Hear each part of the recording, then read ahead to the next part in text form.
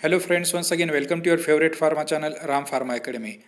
As you know, currently whole world is under the threat of coronavirus and Maharashtra is not exception to it. In the Maharashtra also COVID-19 cases are increasing day by day, so Maharashtra government has decided to recruit the required healthcare professional to tackle the current situation of COVID-19. So in this video we are going to discuss about that recruitment process. For that, we have to visit the official website of the government, that is arogya.maharashtra.gov.in. On this website, if you go to the bottom of the home page, you will find there is one link for the careers. Click on that link career and it will open the new page where we will see the different recruitment ads or notifications for different districts. Once you go to this page, you will find the recruitment notifications for different circles, like recruitment of various posts under the Nasik circle, recruitment for various posts under the Kolhapur circle, Thane circle, Latur circle. So these are the recruitment for the different circles under the National Health Mission program. So friends, we will download one notification and we'll see how we have to go for the recruitment process. We will download the recruitment for the Latur circle. If you are living in other circles, please visit those documents and follow the process of recruitment. Let's download the document for Latur circle. Then we will see what is given in the notification. New page will open in front of you. Again click on this link, recruitment under NHM Latur circle, and then there will be one notification that we are going to see.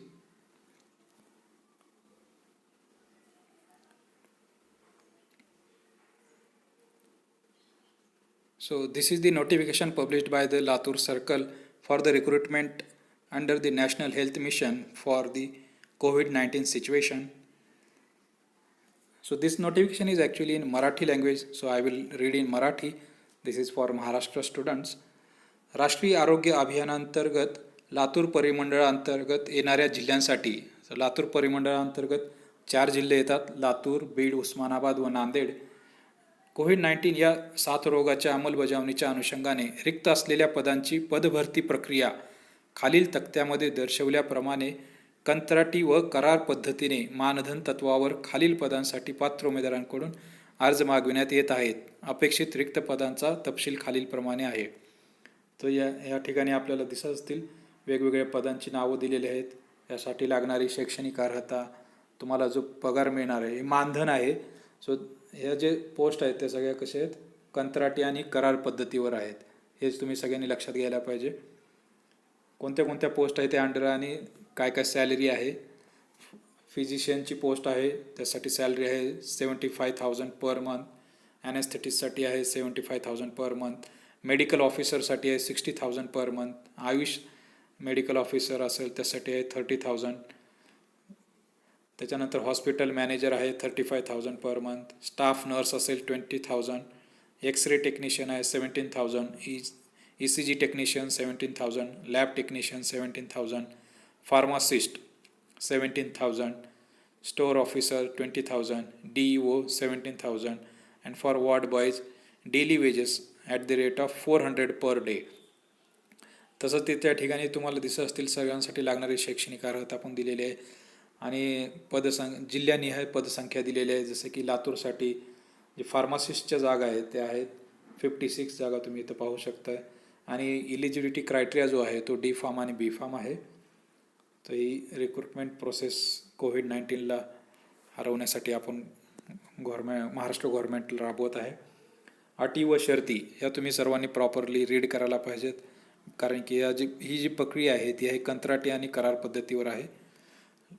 Latur, Beed, Nanded व उस्मानाबाद जिल्ह्यातील सक्षम काम करण्यास तयार आणि मधुमेह, उच्च रक्तदाब, हृदयविकार इत्यादी नसणाऱ्या सेवानिवृत्त अधिकारी कर्मचारी, बॉन्ड संपलेले डॉक्टर्स व नर्सेस यांना सदर पदभरतीकरिता प्राधान्य देण्यात येईल. सेवानिवृत्त अधिकारी कर्मचारी यांनी अर्जात शासकीय सेवेतून सेवानिवृत्त झाले त्याबाबतची सर्व माहिती व अर्जासोबत पुरावा सादर करावा.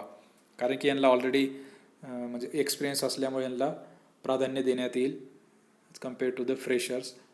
त्यानंतर दुसरा पॉईंट आहे, इच्छुक उमेदवारांनी दिनांक 16/4/2020 ते दिनांक 18/4/2020 रोजी दुपारी 2 वाजेपर्यंत कालावधीपर्यंत ऑनलाईन पद्धतीने या कार्यालयाच्या सोबत दिलेल्या जिल्हानिहाय ईमेल आय डीवर सोबत दिलेल्या विहित नमुन्यातील अर्ज व जाहिरातीत नमूद केल्याप्रमाणे आवश्यक शैक्षणिक अर्हताचे कागदपत्रे एकाच PDF फाईलमध्ये सादर करावीत. मुदतीनंतर ईमेलद्वारे प्राप्त झालेल्या अर्जाचा विचार केला जाणार नाही. तसेच पोस्टाद्वारे कुरिअर अथवा प्रत्यक्षात अर्ज स्वीकारण्यात येणार नाही याची नोंद घ्यावी. जर लातूर सर्कलसाठी जी लास्ट डेट जी आहे ती आहे 18/4/2020 दुपारी 2 वाजेपर्यंत. या वेळेपर्यंतच तुम्ही तुमचा जो अर्ज आहे ते ऑनलाईन पद्धतीने ईमेल थ्रू खाली ईमेल आय डीज दिलेले आहे त्या ईमेल आय डीजवर तुम्हाला पाठवायचे आहेत. दुसऱ्या कोणत्याही पद्धतीनं अर्ज तुमचा जो आहे स्वीकार केला जाणार आहे. त्यानंतर थर्ड पॉईंट जो आहे तो आहे, शासकीय सेवेतून सेवानिवृत्त वैद्यकीय अधिकारी MBBS विशेष तज्ज्ञ अतिविशेष तज्ज्ञ यांची वयोमर्यादा 70 वर्ष राहील. इतर रुग्णसेवेशी संबंधित पदांसाठी उदाहरणार्थ परिचारिका, अधिपरिचारिका, तंत्रज्ञ, समुपदेशक, औषध निर्माता म्हणजे फार्मासिस्ट इत्यादी वयोमर्यादा जी आहे ती 65 वर्ष राहील. आणि रुग्णसेवेशी संबंधित नसलेल्या पदांसाठी वयोमर्यादा खुला प्रवर्ग 38 वर्ष, राखीव प्रवर्ग 43 वर्ष राहील. एक्स-रे टेक्निशियन या पदासाठी सेवानिवृत्त एक्स-रे टेक्निशियन यांना प्राधान्य देण्यात येईल. सेवानिवृत्त अधिकारी कर्मचारी यांनी वयाच्या 60 किंवा त्यापेक्षा अधिक वयाच्या उमेदवारांनी जिल्हा शल्यचिकित्सक यांच्याकडून शारीरिकदृष्ट्या सक्षम असल्याचे प्रमाणपत्र अर्जासोबत जोडणे बंधनकारक राहील. कारण की जर तुम्हाला ऑलरेडीचा आजार असतील तर हे आणि कोविड-19मुळे प्रॉब्लेम तुम्हाला जास्त होऊ शकतील, त्याच्यामुळं तुम्ही शारीरिकदृष्ट्या सुद्धा सदृढ असायला पाहिजेत. त्याच्यानंतर चौथा पॉईंट आहे, ईमेलद्वारे प्राप्त झालेल्या अर्जावरून क्वालिफाईंग एक्झाममधील शेवटच्या वर्षातील मिळालेले गुण म्हणजे तुम्ही डी फार्मसी असाल तर डायरेक्ट डी फार्मसी सेकंड इयरला आणि बी फार्मसी असाल तर फायनल इयरला असे शेवटच्या वर्षातील मिळालेले गुण व उच्च शैक्षणिक अर्हता प्लस तुम्ही PG केलेला आहे, PhD केलेलं काय आहे ते उच्च शैक्षणिक अर्हता प्लस शासकीय किंवा निमशासकीय कार्यालयाचा अनुभव या बाबींचे गुणावरून मेरिट लिस्ट तयार करण्यात येईल. सदर मेरिट लिस्ट शासनाच्या www.nrhm.maharashtra.gov.in व www.arogya.maharashtra.gov.in या संकेतस्थळावर प्रसिद्ध करण्यात येईल.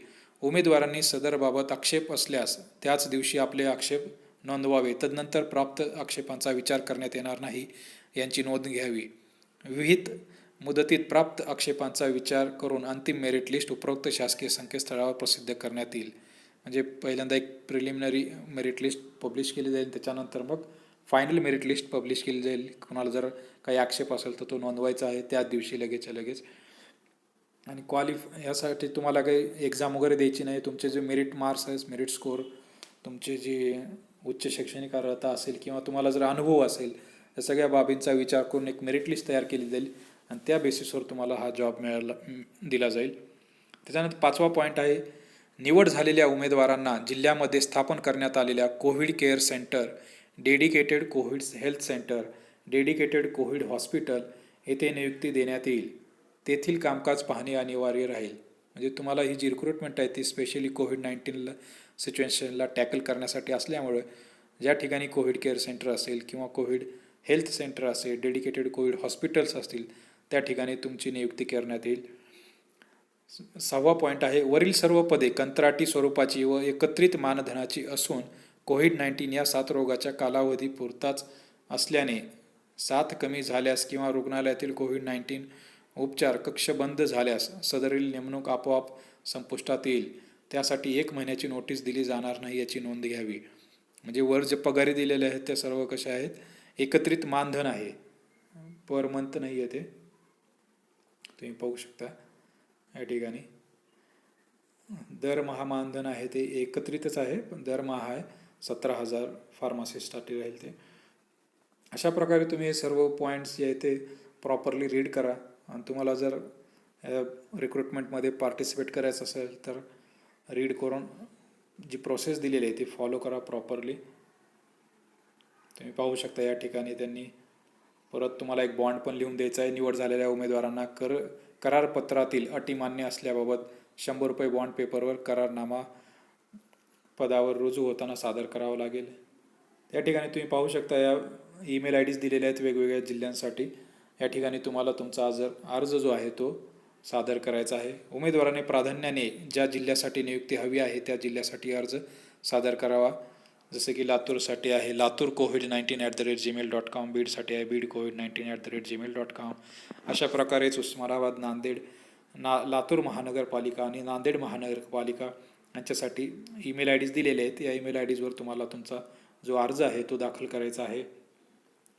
आणि ऑनलाईन जाहिरातीसोबत दिलेला अर्जाचा नमुना डाउनलोड करून प्रिंट काढून आवश्यक कागदपत्रासह एकाच PDF फाईलमध्ये उपरोक्त तक्त्यामध्ये नमूद ज्या जिल्ह्यासाठी अर्ज करायचा आहे त्या जिल्ह्यासमोरील ईमेल आय डीवरती सादर करायचा आहे तुम्हाला. तर सर्व डॉक्युमेंट जे आहे ते एकाच PDF फाईलमध्ये तुम्हाला कंपाईल करून ते अटॅच करायचे आहे त्याच्यासोबत.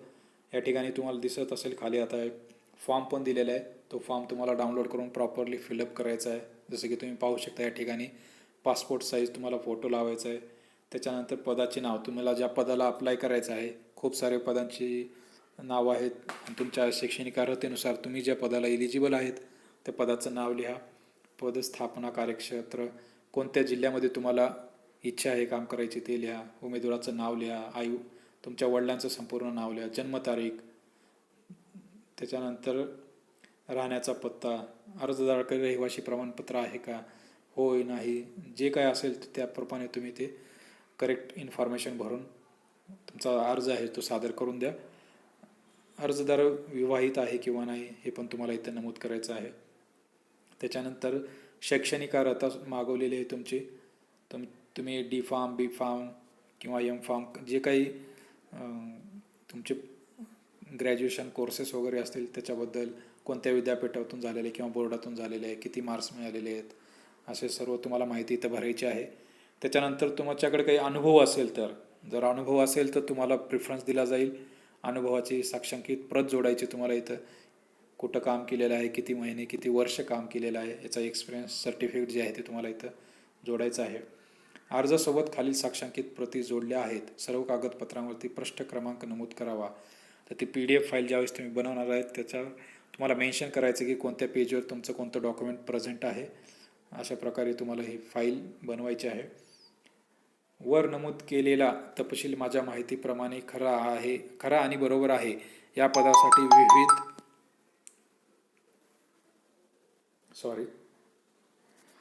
वर नमूद केलेला तपशील, हे वाचून घ्या तुम्ही. तुमचं जे वर नमूद केलेला तपशील माझ्या माहितीप्रमाणे खरा आणि बरोबर आहे. या पदासाठी विविध केलेली शैक्षणिक अर्हता मी धारण करीत आहे याची खात्री करूनच हा अर्ज मी करीत आहे. मी असेही प्रमाणित करते की वर दिलेली माहिती खोटी, अगर चुकीची आढळल्यास, नोकरी गमावल्यास व त्या अनुषंगाने होणाऱ्या सर्व कार्यवाहीस मी पात्र बांधील राहील व त्याबाबत माझी कोणतीही तक्रार राहणार नाही. तसेच जाहिरातीचे नमूद केलेल्या सर्व अटी व शर्ती मी वाचले असून मला त्या मान्य आहेत. तर ही जे लास्ट 11वा पॉईंट आहे तो खूप महत्त्वाचा आहे. तुम्हाला जी नोटिफिकेशन आहे ते खूप प्रॉपरली केअरफुली वाचायचं आहे. आणि त्याच्यानंतर तुम्हाला जर इच्छा असेल तर तुम्ही या रिक्रुटमेंट प्रोसेसमध्ये पार्टिसिपेट करू शकता. परत एकदा सांगतो, ही जी प्रोसेस आहे ती आहे कंत्राटी व करार पद्धतीने आहे आणि मानधन तत्वावर आहे. म्हणजे एकत्रित मानधन दिलं जाईल तुम्हाला. आणि ज्यावेळेस ही कोविड-19 सिच्युएशन टॅकल केली जाईल पूर्णपणे, किंवा ज्यावेळेस ही प्रोसेस कोविड-19 सिच्युएशनसाठी तुमची रिक्वायरमेंट नसेल त्यावेळेस ॲटोमॅटिक तुम्हाला हे जॉबवरून काढण्यात येईल.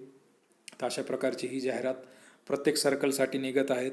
त्यानुसार त्यांच्या डेट पण वेगवेगळ्या आहेत. तर तुम्हाला काय करायचं आहे, तुम्हाला ज्या जिल्ह्यामध्ये काम करायचे त्या जिल्ह्याच्या वेबसाईट, त्या जिल्ह्याचं रिक्रुटमेंट नोटिफिकेशन जे आहे ते डाउनलोड करा.